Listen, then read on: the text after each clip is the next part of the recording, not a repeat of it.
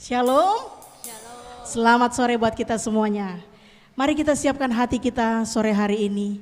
Kita mau datang kepada Tuhan, kita mau memuji, menyembah Dia.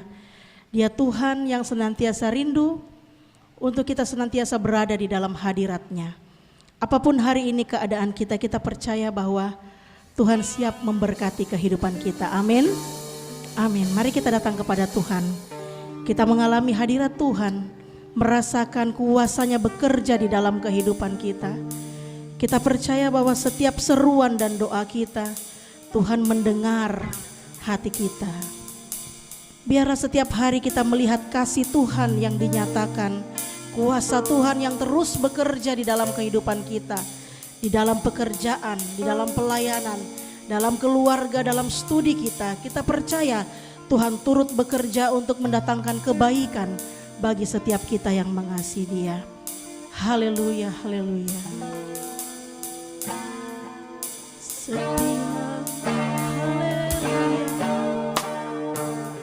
Kami mau merasakan kasih-Mu Tuhan dalam kehidupan kami. Kami mau mengalami mujizat Tuhan di dalam kehidupan kami Tuhan.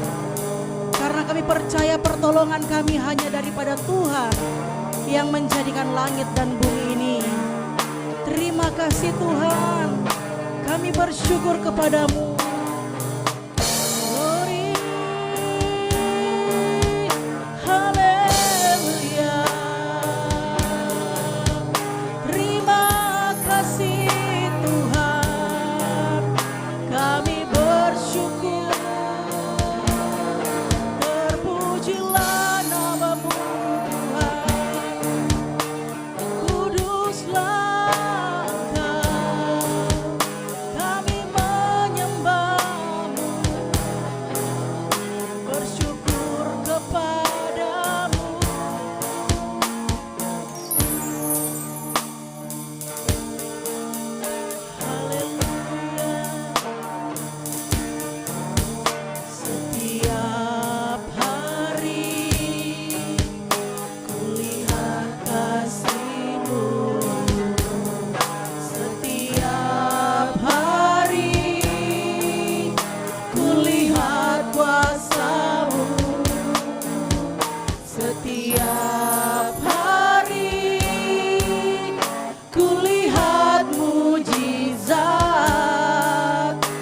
terjadi dalam hidupku.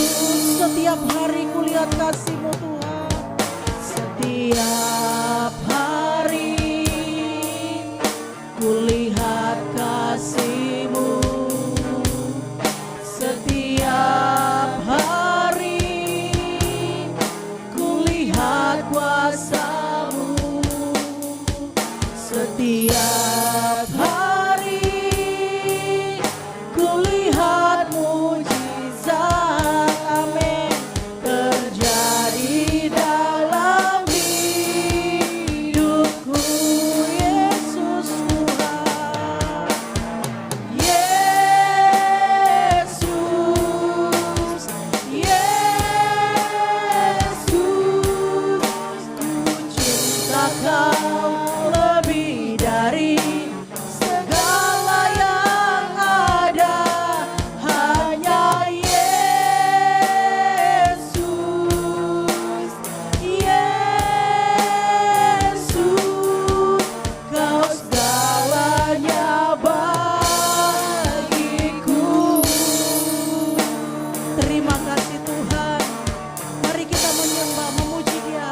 Katakan, setiap hari kulihat kasih-Mu Tuhan. Yes, setiap hari kami melihat kuasa terjadi dalam kehidupan kami Tuhan. Kulihat kuasa-Mu, amin. Setiap hari kulihat mujizat terjadi dalam hidup. Mari kita berseru, katakan nama Yesus, panggil namanya. Yesus, Yesus, Yesus, ku cinta Kau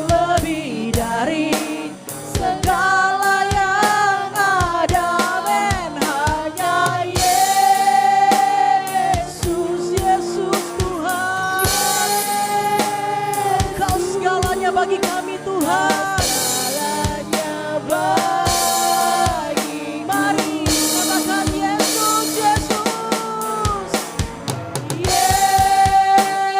Yesus, Yesus, ku cinta Kau lebih dari segala yang ada. Hanya Yesus, Yesus, Kau segalanya bagiku. Yesus, mari angkat tangan kita katakan, Yesus, berseru kepadanya. Yesus, Dia Tuhan yang mendengar kita, saudaraku. Kau lebih dari Dia mengasihi kita lebih segala yang dari segala yang ada. hanya Yesus,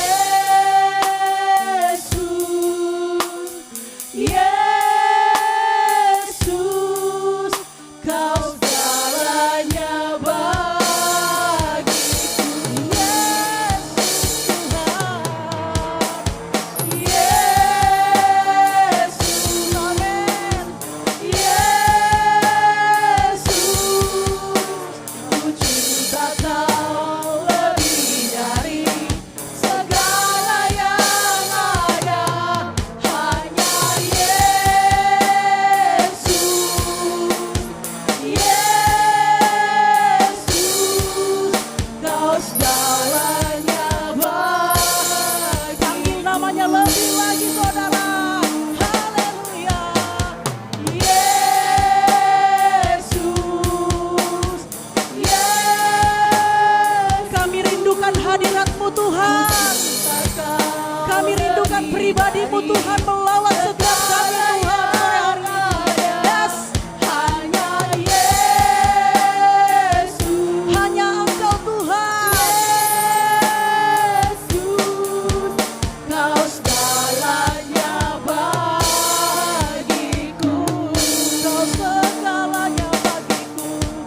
Kau segalanya bagiku. Kau segalanya Tuhan. Kau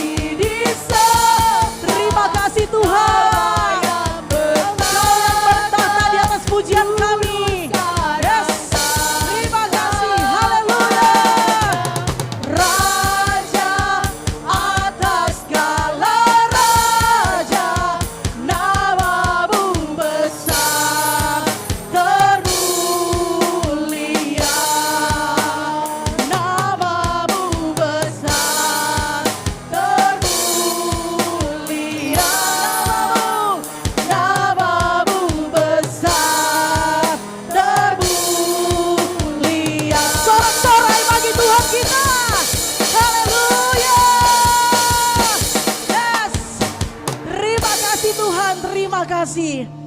Kami percaya Tuhan, hadirat Tuhan melawat setiap kami Tuhan sore hari ini. Dan kami mau lebih lagi bersorak-sorai sukacita bagi Tuhan. Di dalam nama Tuhan Yesus kita yang siap bersukacita bagi Tuhan, sama-sama katakan amin. Ya, shalom Bapak Ibu. Shalom. Dahsyat luar biasa, katakan kiri kanannya, mari kita bersukacita bagi Tuhan. Biarlah anggur baru itu tercurah bagi kehidupan kita. Shalom, amin. Yes, kita bertepuk tangan bagi Tuhan, bersukacita.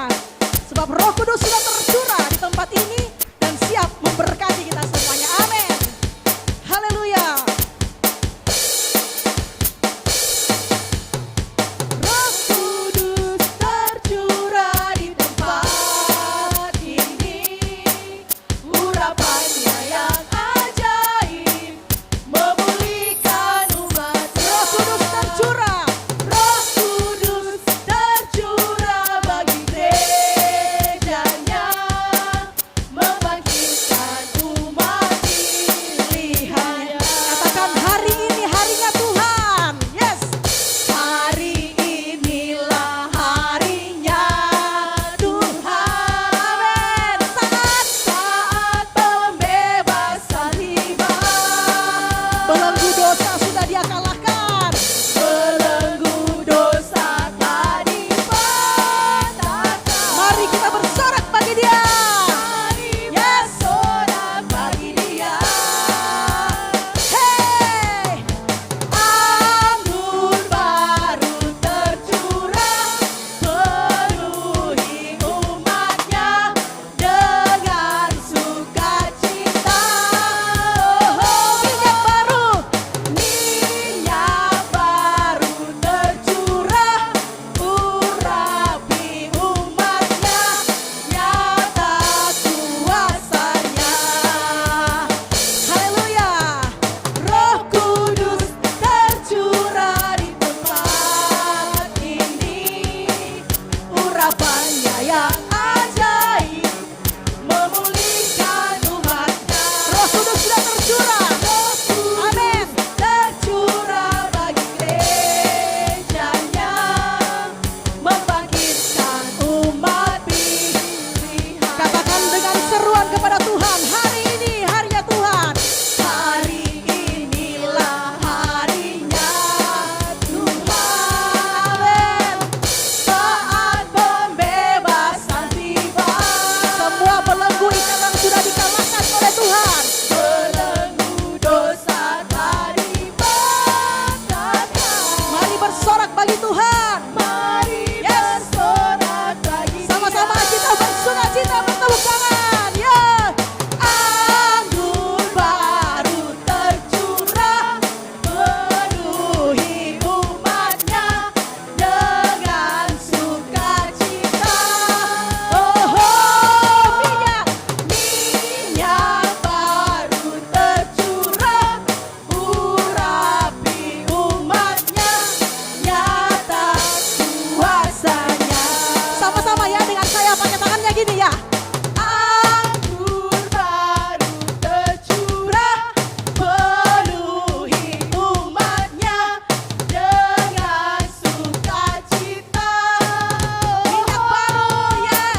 Minyak baru Yes. tercurah, urapi umatnya, nyata kuasanya. Sekali lagi sama-sama ya. Anggur baru tercurah, penuhi umatnya dengan sukacita. Amin. Minyak baru tercurah, urapi umatnya, nyata kuasanya. Nyatakan kuasamu Tuhan. Nyata kuasanya, nyata kuasanya. Berikan sorak-sorai bagi Tuhan kita. Yes. Haleluya. Roh Kudus sudah tercurah bagi kita. Sukacita Tuhan mengalir dalam kehidupan kita. Amin. Amin. Mari kita siap menyambut berkat firman Tuhan. Saya persilahkan Bapak Ibu Saudara duduk kembali dalam hadirat Tuhan. Dengan sayapmu ku akan terbang tinggi di tengah badai hidup. Ku tak menyerah, Kau kekuatan dan perlindungan bagiku. Pertolonganmu di tempat maha tinggi, ku mengangkat tanganku, aku berserah. Kau ingat, Kau yang ku sembah, Yesusku, Rajaku.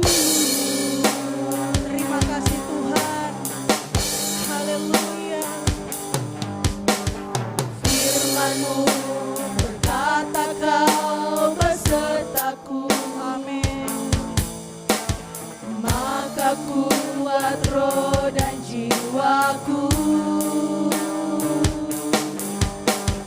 Tangan-Mu Tuhan selalu ku nantikan,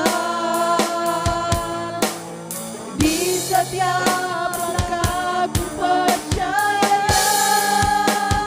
Dengan sayapmu ku akan terbang tinggi di tengah badai hidup. Ku tak menyerah, Kau kekuatan dan perlindungan bagiku. Pertolongan kami daripadamu Tuhan. Pertolonganmu di tempat maha tinggi, ku mengangkat tanganku, aku berserah. Kau menantikan,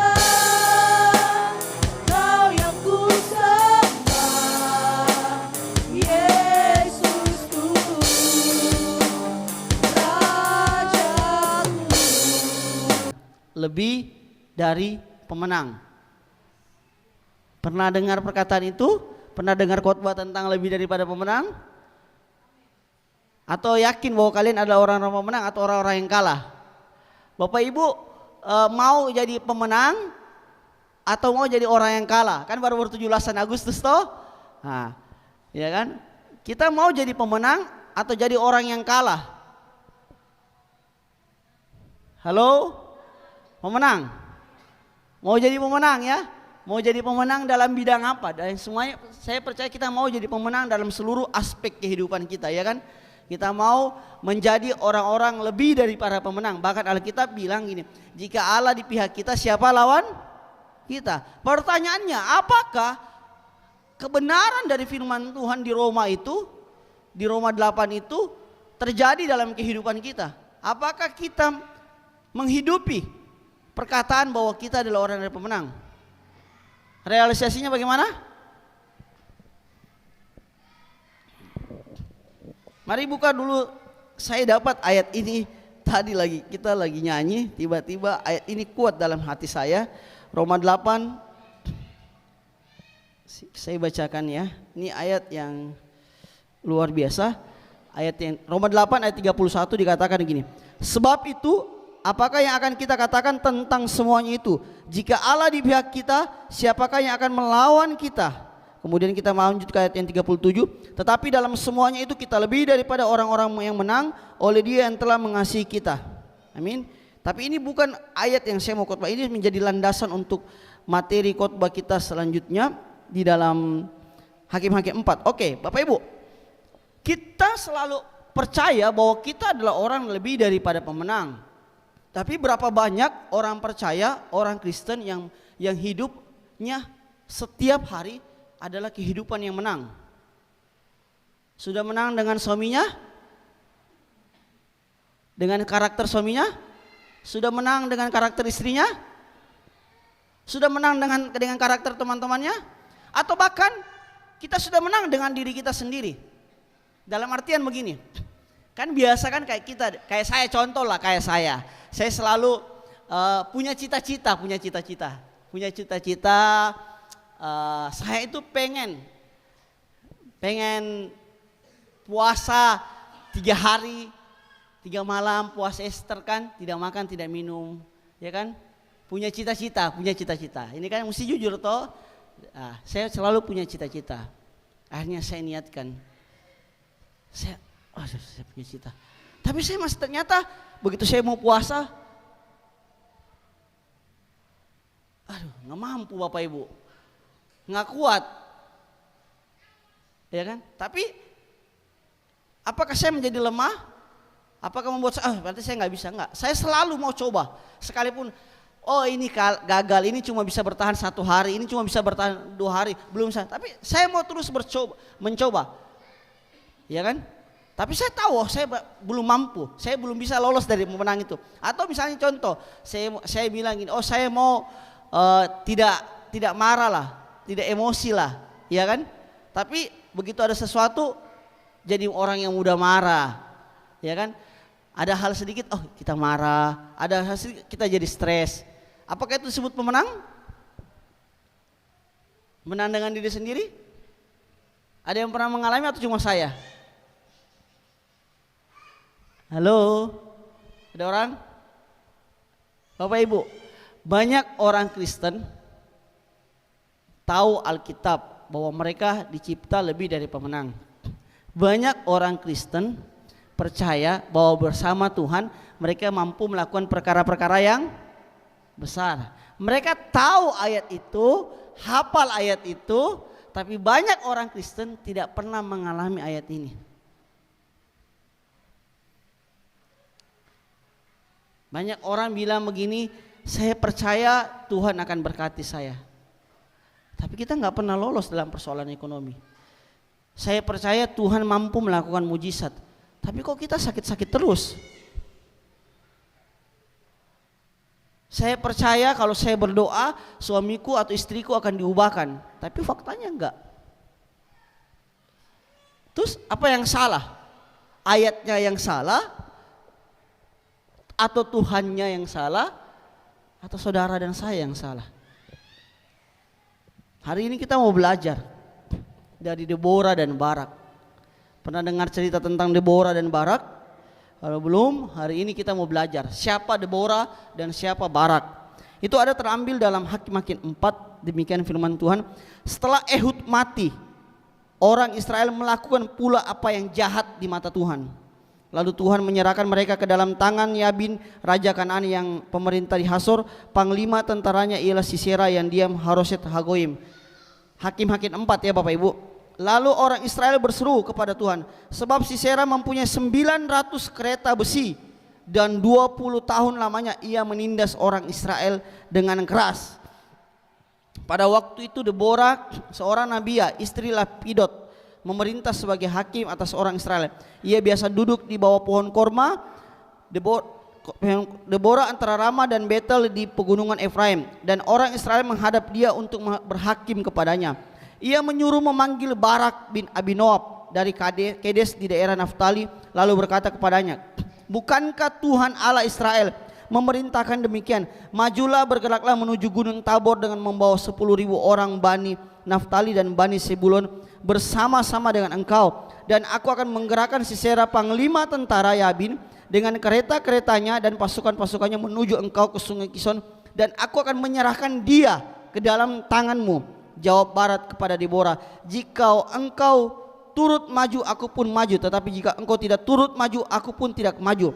Kata Deborah, baik, aku turut, hanya engkau tidak akan mendapat kehormatan dalam perjalanan yang engkau lakukan ini, sebab Tuhan akan menyerahkan Sisera ke dalam tangan seorang perempuan. Lalu Deborah bangun berdiri dan pergi bersama-sama dengan Barak ke Kedes. Barak menggerakkan suku Sebulon dan suku Naftali ke Kedes, maka 10.000 orang maju mengikuti dia, juga Deborah maju bersama-sama dengan dia. Adapun Heber orang Keni, ini orang Keni, ada Pak Keni sini. Nama Pak Keni disebut hari ini. Orang Keni itu telah memisahkan diri dari suku Keni dari anak-anak Hobab ipar Musa dan telah berpindah memasang kemahnya sampai ke pohon Tarbatin di sana yang dekat Kedes. Setelah dikabarkan kepada Sisera bahwa Barak bin Abinoam telah maju ke Gunung Tabor, dikerahkannya segala keretanya 900 kereta besi dan seluruh rakyat bersama-sama dengan dia dan Harosen Hagoim ke sungai Kison. Lalu berkatalah Deborah kepada Barak, bersiaplah sebab inilah harinya Tuhan menyerahkan Sisera ke dalam tanganmu. Bukankah Tuhan telah maju di depan engkau? Lalu turunlah Barak dari Gunung Tabor dan 10.000 orang mengikuti dia. Dan Tuhan mengacaukan Sisera serta segala keretanya dan seluruh tentaranya oleh mata pedang di depan Barak, sehingga Sisera turun dari keretanya dan melarikan diri dengan berjalan kaki. Lalu Barak mengejar kereta-kereta dan tentara itu sampai ke Haroset Hagoim, dan seluruh tentara Sisera tewas oleh mata pedang. Tidak ada seorang pun yang tinggal hidup. Tetapi Sisera dengan berjalan kaki melarikan diri ke kemah Yael, istri Heber orang Keni itu. Sebab ada perhubungan baik antara Yabin Raja Hasor dengan keluarga Heber orang Keni itu. Yael itu pun keluar mendapatkan Sisera dan berkata kepadanya, singgahlah tuanku, silakan masuk, jangan takut. Lalu singgahlah ia ke dalam kemah perempuan itu, dan perempuan itu menutupi dia dengan selimut. Kemudian berkatalah ia kepada perempuan itu, berikanlah kiranya aku minum air sedikit, aku haus. Lalu perempuan itu membuka kirbat susunya, diberinya dia minum dan diselimutinya pula.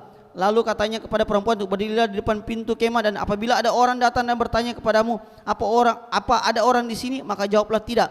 Tetapi Yael istri Heber mengambil patok kemah, diambil pulanya palu, mendekatinya diam-diam, lalu dilatakannya lah patok itu masuk ke dalam pelipisnya sampai tembus ke tanah, sebab ia telah tidur nyenyak karena lelahnya, maka matilah orang itu. Pada waktu itu muncullah Barak yang mengejar Sisera, keluarga Yael mendapatkannya dia dan berkata kepadanya, mari aku akan menunjukkan kepadamu orang yang kau cari itu. Lalu masuklah Barak ke dalam, dan tampaklah Sisera mati tergeletak dengan patok dalam pelipisnya. Demikianlah Allah pada hari itu menundukkan Yabin Raja Kanaan di depan orang Israel, dan kekuasaan orang Israel kian keras menekan Yabin Raja Kanaan sampai mereka melenyapkan Raja Kanaan itu. Ya, Bapak Ibu, kalau kita baca dari kisah ini, kita menemukan cerita tentang seorang Deborah dan Barak.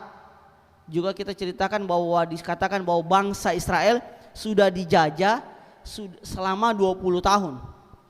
Nah, apa yang kita bisa pelajari dari kisah ini? Kita pertama belajar tentang bagaimana bangsa Israel yang sudah lepas, yang sudah dimerdekakan, dibawa keluar dari tanah Mesir masuk ke tanah Kanaan, ternyata mereka dijajah lagi. Kenapa? Kalau Bapak Ibu baca kisah Hakim-Hakim, menemukan siklus bangsa Israel itu diberkati Tuhan, kemudian lupa diri, akhirnya mereka berontak, kemudian dihukum Tuhan, diserahkan kepada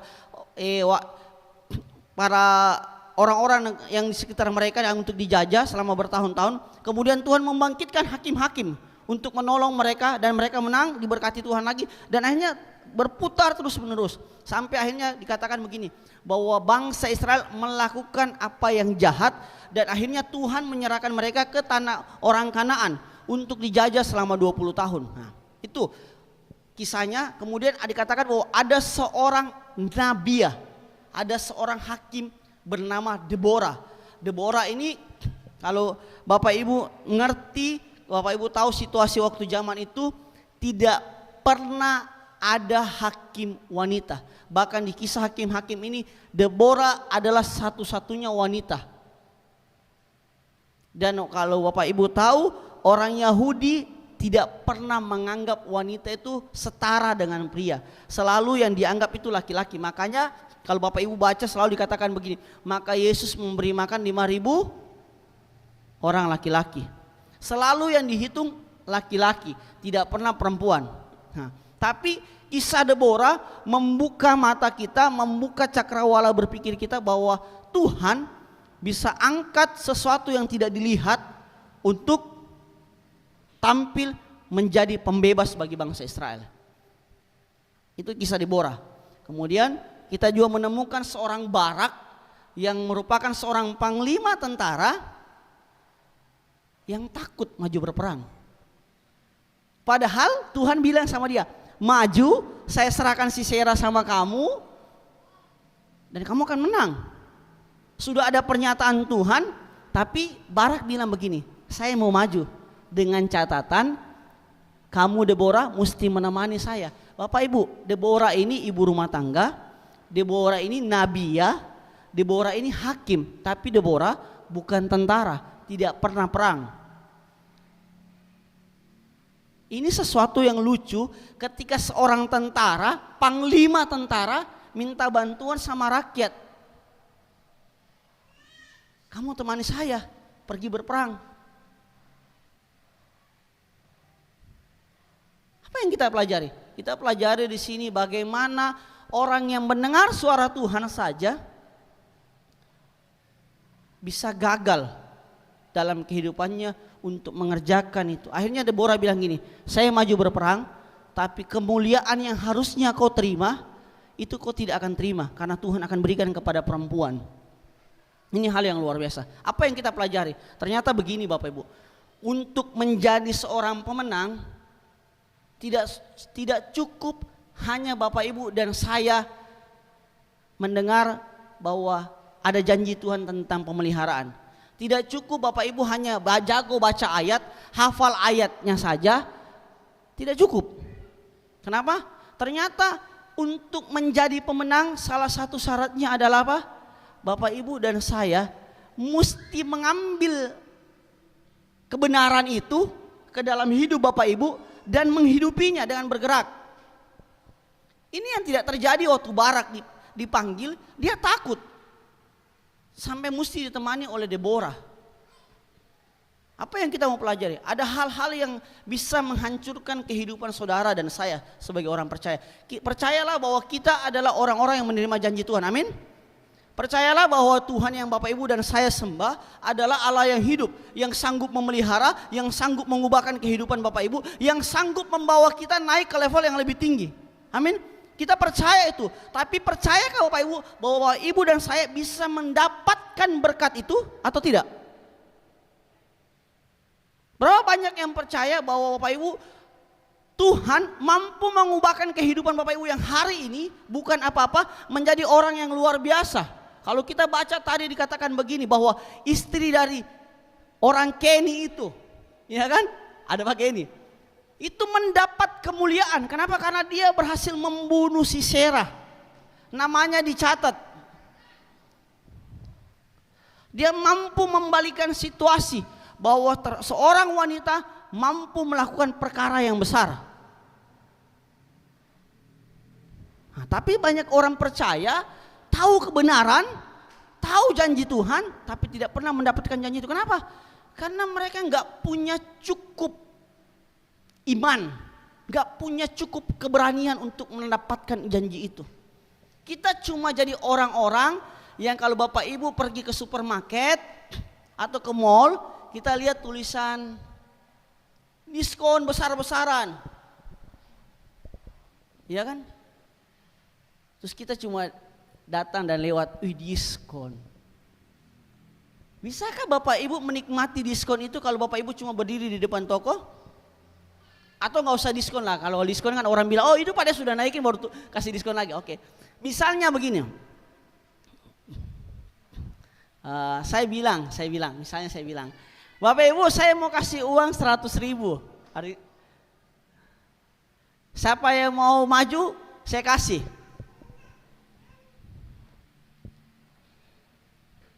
Kira-kira Bapak Ibu bisa dapatkan uangnya hanya duduk situ atau maju? Maju ya.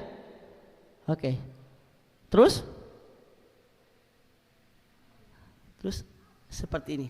Bapak dan Ibu dan saya cuma bilang tadi, maju Pak. Tapi sampai hari ini gak ada yang maju. Jadi gak ada yang dapat. Ngerti?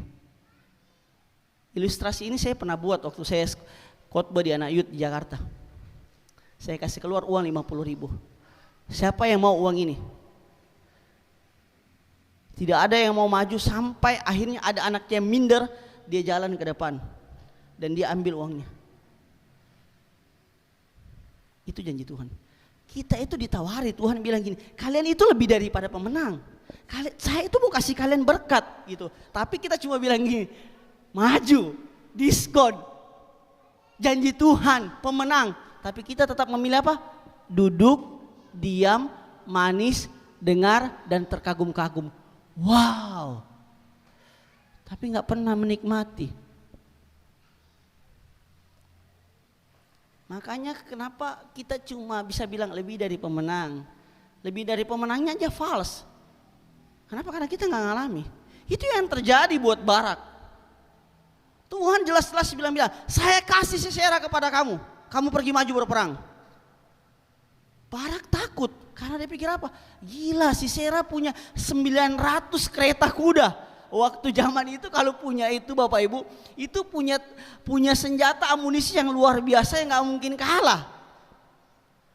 Tapi yang terjadi, Barak melihat kenyataan dan melupakan firman Tuhan. Ini poinnya Bapak Ibu.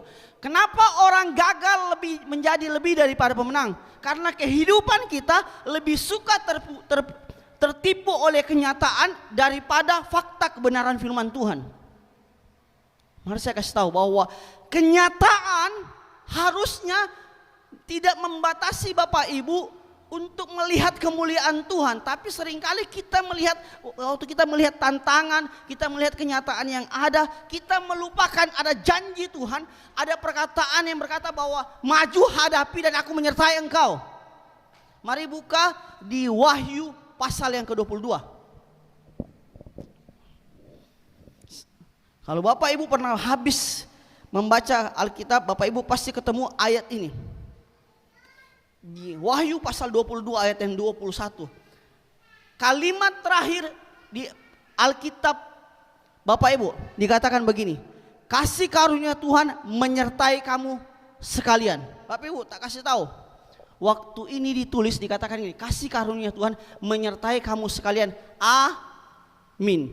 Itu ya dan amin. Harusnya kita tahu bahwa kasih karunia Tuhan itu menyertai kehidupan kita. Ada janji Tuhan yang mengatakan bahwa kalau kita bersama dengan Tuhan, siapa lawan kita? Jadi harusnya kita itu tidak boleh menjadi orang yang ya udahlah beginilah.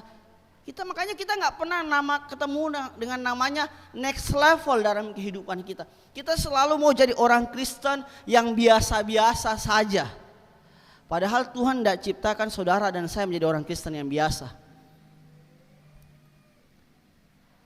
Jadi jangan marah, jangan iri ketika orang lain dipakai Tuhan lebih tinggi. Jangan iri ketika orang lain diberkati daripada kita.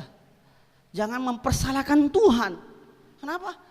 Harusnya waktu kita lihat orang diberkati, kita lihat orang dipakai Tuhan, kita harus bilang, kalau dia bisa, saya juga bisa. Kenapa? Karena dia ciptaan Tuhan, saya juga ciptaan Tuhan. Bahkan firman Tuhan bilang begini di dalam Mazmur, bahwa dia yang menenun saya, dia yang membentuk saya. Tapi kenapa? Kita selalu melihat sesuatu yang menghalangi mata kita. Tahu nggak Bapak Ibu? Sebuah tenunan itu, pernah nggak lihat hasil tenun ini kayak baju Bu Werna hasil tenun ya. Kalau hasil tenun itu kalau Bapak lihat talinya, benangnya saja sebelum dia jadi hasil tenun, Bapak Ibu akan menemukan sebuah banyak benang itu jadi kusut, ya kan? Belum jadi apa-apa. Ini ngapain ini benang digulung-gulung begini, tidak ada gunanya. Tapi ketika benang itu dirajut, ditenun, akhirnya menjadi sebuah karya yang indah, menjadi sarung kah atau menjadi hasil tenun lukisan kah, ya kan? Seringkali hidup kita itu kita hanya melihat dari waktu kita masih jadi menang. Kita selalu melihat, aduh hidupku kayaknya kusut-kusut begini-begini aja, nggak jadi apa-apa.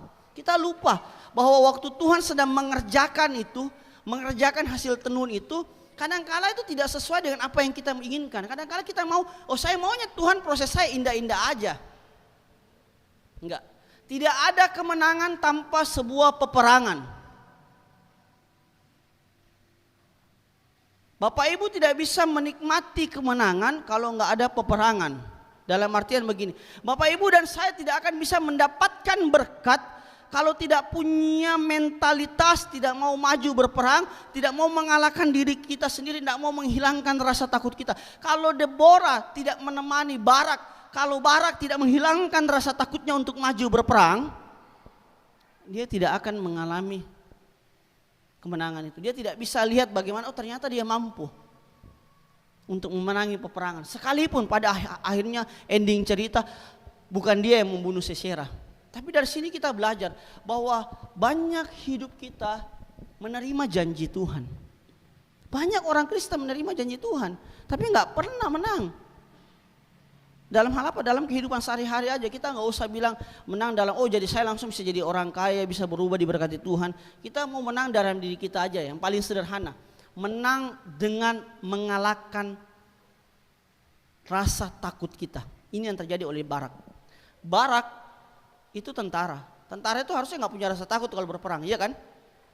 Adakah orang tentara gini, kamu masuk jadi tentara? Iya. Terus kau berani nggak pergi berperang? Terus dia akan jawab begini, oh enggak Ji, saya kalau jadi tentara, saya duduk-duduk saja di kantor bagian catat-catat. Apakah itu tentara? Nah, kalau mau jadi tentara harus dilatih, harus mau dipersiapkan, dilatih menembak, dilatih fisik, kemudian dia harus punya keberanian untuk maju berperang. Tapi Barak tidak punya keberanian itu. Dia takut. Kadang-kala Tuhan mau suruh kita, mau berkati kita, tapi kita disuruh melakukan hal-hal yang mungkin kita berasa bahwa itu Pak, itu nggak bisa Pak, itu di luar kemampuan saya nggak bisa, ya kan? Padahal Tuhan sudah mau berkati kita. Tuhan cuma mungkin suruh bilang gini, ya coba kau kerjakanlah proyek ini. Terus kita bilang gini, aduh jangan nih Pak, malu-malu Kak Pak, nanti apa nak bilang orang tidak bisa. Atau misalnya kita dipanggil, Tuhan mau pakai kita jadi seorang pemimpin pujian. Ayo ibu silakan pimpin pujian. Kita langsung bilang begini, aduh jangan nih Pak saya. Padahal punya suara yang bagus, Tuhan sudah kasih. Semua karena kita nggak punya keberanian, kita cuma takut. Akhirnya apa? Kita nggak bisa jadi apa-apa. Kita nggak jadi apa-apa. Harusnya Tuhan bisa pulihkan rumah tangga kita. Tuhan cuma bisa bilang gini, saya bisa pulihkan rumah tanggamu. Dengan catatan, kau cukup datang sama saya berlutut, berdoa, terus berpuasa untuk suamimu. Tapi kita nggak pernah mau bayar harga itu. Yang kita lakukan adalah ketika suami kita marah-marah, kita balik marah. Atau ketika istri kita marah, kita juga balik marah. Kita nggak pernah mau mengorbankan diri kita untuk diproses supaya kita bisa menikmati berkat itu, supaya kita bisa menjadi orang pemenang. Kita mau selalunya menangnya instan. Nggak bisa Bapak Ibu. Sebuah kemenangan didapatkan dalam sebuah peperangan. Untuk menjadi menang dalam peperangan Bapak Ibu dan saya mesti dilatih, mesti diproses, mesti dipersiapkan, mesti punya iman, mesti punya keberanian. Kemenangan hanya bisa didapatkan lewat sebuah peperangan. Dan peperangan harus didapatkan dengan keberanian.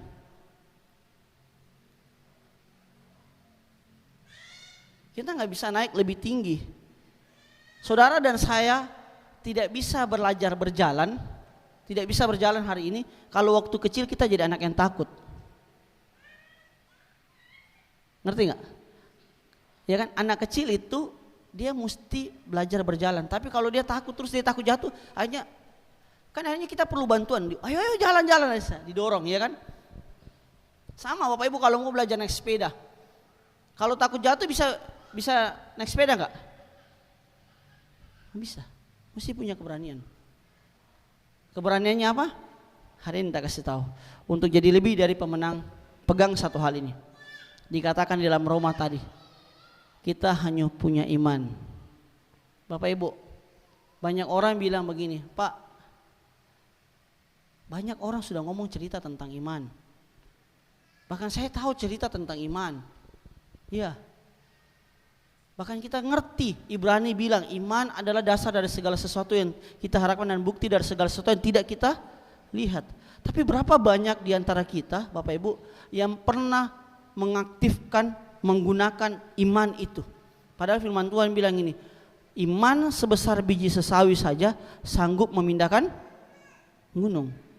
Kita cuma jadi orang-orang yang kagum dengan cerita atau dengan slogan iman, tapi kita tidak pernah tarik iman ini masuk dalam hidup kita dan kemudian mengaktifkannya bersama dengan Tuhan dan kemudian berjalan melewati tantangan itu. Kita nggak akan pernah melihat yang namanya mujizat kalau kita tidak pernah menggunakan iman.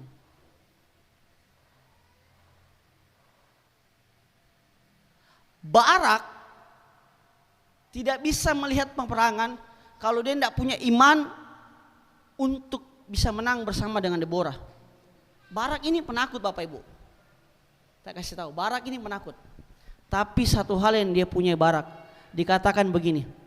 Kalau Bapak Ibu baca tentang Ibrani, ditemukan begini. Saya perlu ceritakan tentang Barak, tentang siapa semua. Jadi Barak ini dikatakan sebagai orang yang punya iman. Sekalipun, ini saya kasih tahu Bapak Ibu, sekalipun imannya mesti digandeng bersama dengan seorang Deborah. Hari ini tak kasih tahu, mungkin hari ini Bapak Ibu tidak punya iman yang cukup untuk menerobos pergumulanmu. Mungkin hari ini Bapak Ibu dan saya tidak punya keberanian, kekuatan untuk melawan situasi yang kita hadapi. Tapi minimal begini Bapak Ibu, waktu Bapak Ibu tidak punya kekuatan Ibu tuh, Bapak Ibu dan saya punya mentor-mentor rohani, punya pemimpin-pemimpin rohani. Yuk telepon, tanyain, Pak saya sedang bergumul di sini Pak. Saya nggak punya iman yang cukup. Caplok pinjam imannya dulu. Sama seperti Barak. Barak mesti meminjam iman Deborah untuk maju berperang. Untuk dia boleh mengalami kemenangan. Kadang-kala kita terlalu takut sampai akhirnya kita tidak menyadari kita sudah masuk ke dalam kesombongan rohani. Kita terlalu takut. Terus kita lupa, aduh jangan deh, malu-malu Kak dengan Pak Gembala. Malu-malu Kak minta didoakan. Bapak Ibu, waktu kita bilang kita malu-malu, kita sedang membangun benih kesombongan. Kenapa? Tanpa kita sadari kita merasa bahwa gini, biar saya tanggung sendiri. Nggak bisa Bapak Ibu. Kita butuh mentor rohani, kita butuh payung, kita butuh orang lain yang lebih mempunyai iman yang lebih kuat untuk menopang kita. Sampai pada akhirnya kita bisa berdiri sendiri, saya bisa langsung datang sama Tuhan. Kalau dalam perjalanan iman kita dari anak-anak dia butuh gandengan tangan orang tuanya untuk dituntun berjalan terlebih dahulu. Sampai kemudian dia bertumbuh dan dia bisa berjalan, dia bisa berlari. Amin. Ya kan? Begitu juga dengan perjalanan kekristenan kita Bapak Ibu. Kalau hari ini kita baru bertobat, baru kenal Tuhan, nggak usah takut, nggak usah malu, nggak usah sungkan cerita sama pemimpin rohani, sama gembala, sama orang yang kita percaya yang punya, oh dia ini orang yang pendoa. Yuk kita berdoa, bantu saya, topang saya dalam doa. Nggak usah takut, nggak usah malu. Barak melakukannya. Di balik ketakutan dia melawan Sisera, dia bilang sama Deborah, kalau kau maju, saya maju. Barak tahu iman saya tahu tuh. Tuhan bilang sama saya akan memenangkan peperangan. Tapi iman saya nggak cukup. Boleh nggak saya pinjam imanmu? Dengan cara apa? Kau berdiri saya. Saya percaya waktu Deborah ikut peperangan itu, Deborah cuma berdiri begini melihat. Deborah tidak ambil tombak, maju. Saya percaya Deborah cuma berdiri di ujung medan peperangan begini. Terus Barak cuma lihat, oh ya udah. Barak yang maju berperang. Dikatakan kalau Bapak Ibu baca dengan teliti, Barak maju berperang, Deborah tidak maju.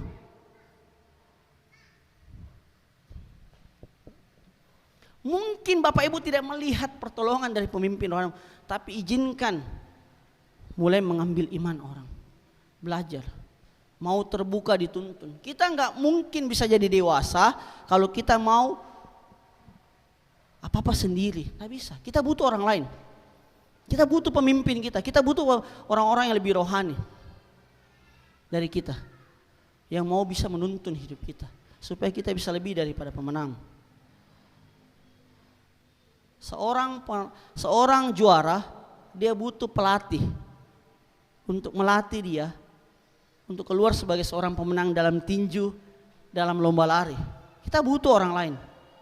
Tapi waktu kita butuh orang lain, harus kita punya poin yang kedua, kerendahan hati. Untuk jadi pemenang, Bapak Ibu, kita butuh kerendahan hati. Kerendahan dalam apa? Kita butuh menerima kenyataan yang pahit. Hari ini saya kasih tahu, sikap kerendahan hati adalah ketika Bapak Ibu dan saya mau menerima kenyataan itu pahit, bahwa kadangkala kenyataan tidak sesuai dengan harapan. Tapi percayalah ketika kenyataan itu tidak sesuai dengan harapan kita, jangan pernah berpikir bahwa Tuhan akan meninggalkan kita. Tapi dari situ Bapak Ibu belajar bahwa ada hal yang Tuhan sedang mau proses bentuk saya supaya saya bisa lihat kemuliaan Tuhan. Sekali lagi saya ulangi, kadangkala kenyataan itu tidak sesuai dengan harapan. Tapi ketika kenyataan tidak sesuai dengan harapan, percayalah bukan janji Tuhan gagal. Percayalah bahwa itu masuk dalam dimensi di mana Tuhan sedang memproses hidup kita untuk tetap mau belajar melihat bahwa janji Tuhan pasti digenapi dalam kehidupan kita. Amin. Ya, ada banyak orang tidak punya cukup kerendahan hati. Ketika dia mau maju berperang, ketika dia menghadapi situasi, ketika ada orang lain memberikan masukan, dia nggak punya kerendahan hati untuk menerima kenyataan ditegur.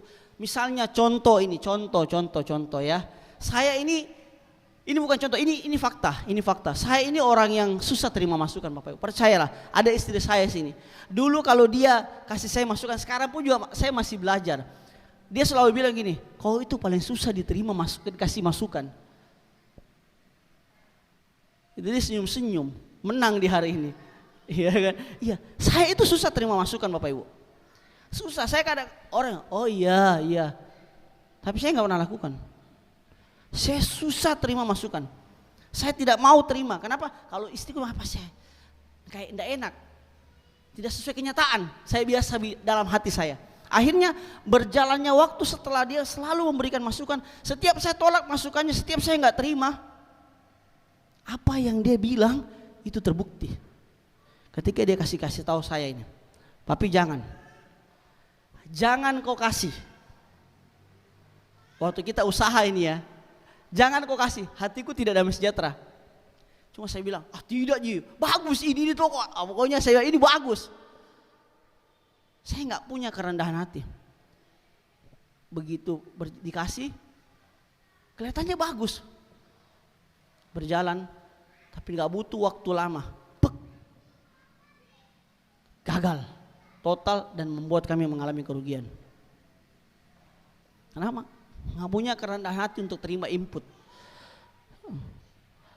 Waktu saya sedang dari masa saya bilang, aduh, Mi kayaknya saya mau ambil keputusan inilah. Istriku bilang begini, jangan papi, jangan.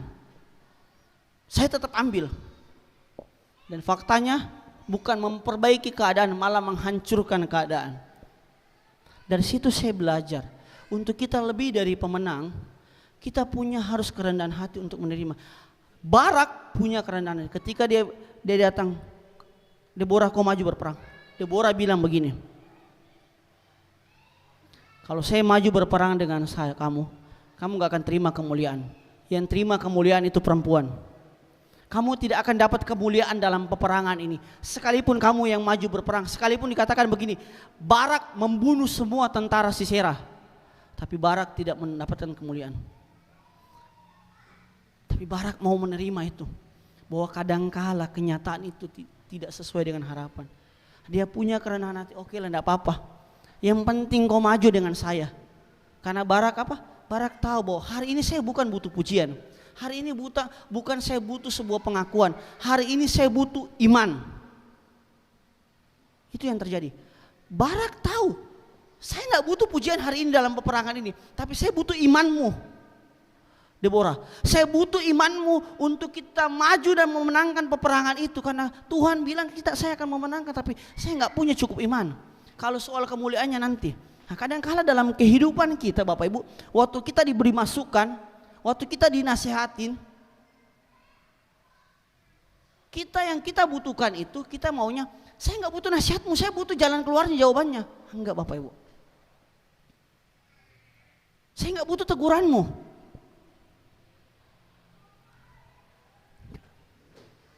Miliki kerendahan hati, terima masukan orang lain, terima teguran orang lain, sekalipun itu menyakitkan Bapak Ibu.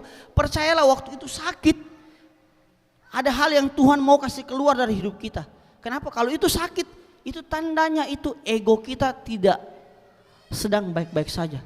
Itu Tuhan sedang mau mencangkul, mengeluarkan hal yang tidak benar dalam hidup kita.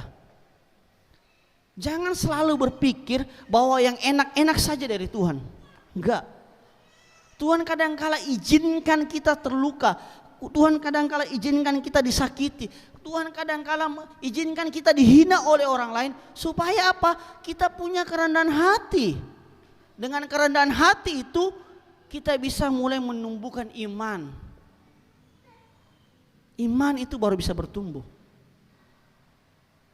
Jadi kalau kita nggak punya kerendahan hati, jangan pernah berharap kau dan saya punya iman. Hanya orang-orang yang rendah hati, hanya orang-orang yang mau menerima teguran yang akan mengizinkan iman itu boleh bertumbuh. Kalau masih ada kesombongan Bapak Ibu, iman itu tidak akan bisa bertumbuh. Kenapa? Kita susah terima masukan, kita susah terima kebenaran firman Tuhan, kita susah terima ketika ada khotbah-khotbah yang menusuk hidup kita. Kita bicara gitu Pak Pendeta. Ya kan, atau kita, kau banyak, kok di rumah mau saja saya yang kerja di luar.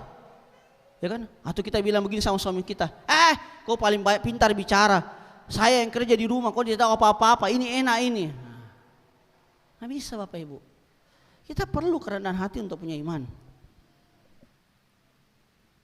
Jadi untuk lebih dari pemenang, Bapak Ibu mesti punya iman. Tapi sebelum punya iman, miliki kerendahan hati. Ini poinnya. Jadi hari ini kita belajar, kita bisa lebih dari pemenang. Ada banyak janji Tuhan yang mau diberikan atas kehidupan kita. Janji ini bisa diambil lewat apa? Lewat iman. Tidak ada cara lain Bapak Ibu. Jangan bilang gini, saya akan mendapati janji Tuhan ini dengan cara apa? Saya rajin-rajin ke gereja pelayanan. Enggak Bapak Ibu. Kita sedang tidak menipu Tuhan dengan pelayanan kita. Atau kita bilang gini, saya akan terima janji Tuhan, berkat Tuhan kalau saya kasih perpuluhan. Saya kasih tahu Bapak Ibu, kalau saya kasih persembahan, saudara dan saya sedang tidak pasang togel. Kasih 100.000 berharap kembali 10 juta. Kalau ada orang yang bilang bahwa saya akan diberkati kalau saya kasih persembahan, tak kasih tahu atau kasih tahu mereka, saudara dan saya sedang tidak pasang togel. Kita sedang mengembalikan apa yang menjadi haknya Tuhan, kepunyaannya Tuhan. Jadi sekali lagi, perpuluhan bukan supaya saudara dan saya diberkati Tuhan. Persembahan bukan supaya saudara dan saya diberkati Tuhan. Kita sedang tidak pasang togel. Kita sedang mengembalikan apa yang menjadi punya Tuhan. Jadi kalau mau berpikir, saya mau diberkati. Enggak bisa dengan cara tipu-tipu Tuhan. Supaya saya diberkati Tuhan, saya puasa. Supaya saya diberkati Tuhan. Enggak. Jangan tipu Tuhan dengan cara-cara agamawi kayak begitu. Tapi bangun hidupmu dengan iman, percaya Tuhan. Saya percaya Tuhan. Karena saya percaya Tuhan, kita hanya punya motivasi yang benar. Waktu kita punya motivasi yang benar, kita datang, saya melayani Tuhan bukan supaya saya diberkati. Karena saya tahu Tuhan sudah tebus saya, makanya saya pergi melayani Tuhan. Kenapa saya memberikan persembahan? Karena saya tahu Tuhan sudah memberkati hidup saya, makanya saya kasih persembahan. Mengerti? Itu poinnya. Lewat itu Bapak Ibu, kita hanya membiarkan Tuhan merestorasi hidup kita, membangun iman kita. Sekali lagi, ibadah bukan supaya kita diberkati. Enggak. Ibadah itu, saudara datang ibadah bukan buat saudara diberkati, enggak. Tapi Bapak Ibu dan saya ibadah karena kita tahu kita sudah ditebus oleh Tuhan. Karena kita tahu kita sudah diselamatkan oleh Tuhan. Amin. Puji nama Tuhan, terima kasih Bapak Gembala yang sudah menyampaikan kebenaran firman hari ini. Kita percaya siapa kita yang diberkati hari ini dengan kebenaran firman Tuhan, boleh angkat tangannya. Amin, puji nama Tuhan. Saya sangat diberkati Tuhan bahwa ketika kehidupan kita menjadi pemenang, ada 3 poin yang saya dapatkan tadi waktu duduk di bawah. Semoga tidak salah tangkap. Yang pertama yaitu kita harus memiliki kerendahan hati. Yang kedua kita memiliki iman. Kerendahan hati berbicara tentang proses hati kita. Iman berbicara tentang kepastian kita dari Tuhan menerima janji itu. Dan yang ketiga kita perlu keberanian. Keberanian itu apa? Aksi. Kita tidak cukup punya iman, kita percaya, tapi kita harus bergerak. Maka kita akan menerima kemenangan dari Tuhan. Amin. Terima kasih Pak Gembala. Kita akan memberikan persembahan bagi Tuhan, menabur bagi pekerjaan Tuhan di tempat ini. Sebelumnya mari kita berdoa. Kami bersyukur Tuhan Yesus ketika kami boleh memberi dengan sukacita. Kami percaya hidup kami sudah diberkati oleh Tuhan terlebih dahulu. Kami bersyukur Tuhan Yesus apa yang kami kerjakan, apa yang kami buat Tuhan. Dengan tangan kami Tuhan berkati dan Tuhan buat berhasil. Sehingga keberhasilan kami tidak stop sampai di sini. Tapi keberhasilan kami akan terus naik dan kami akan menjadi kepala dan bukan ekor. Dan kami percaya ketika pintu-pintu berkat Tuhan sudah terbuka atas kehidupan kami. Tuhan akan mencurahkan berkatnya terus bagi kehidupan kami dan kami dipakai untuk menjadi berkat bagi banyak orang. Kami akan menabur bagi pekerjaan Tuhan, kami akan menabur dengan penuh sukacita sebagai ucapan syukur kami kepada Tuhan Yesus. Di dalam nama Tuhan Yesus kami bersyukur. Haleluya. Amin.